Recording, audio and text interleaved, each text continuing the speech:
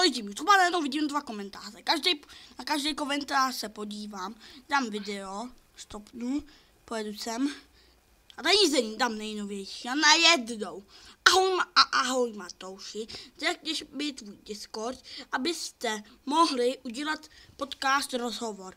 Dám tady to, pozměnu tvoji tvorbu a dám ten kanál. A dám ten kanál, čekat, sakra. Dobrý, dám ten kanál, mám Hejnoup a najednou vidím tady to a říkám si, to je nějaký povědomí mi.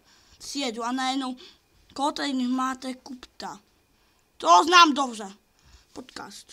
Tady to taky znám. A takže 2 rozhovory. A najednou mi tady někdo napíše. A najednou mi tady někdo napíše pod komentáře, jestli můžu být na podcastu. Takže já to beru, já bych se rád udělal podcast, ale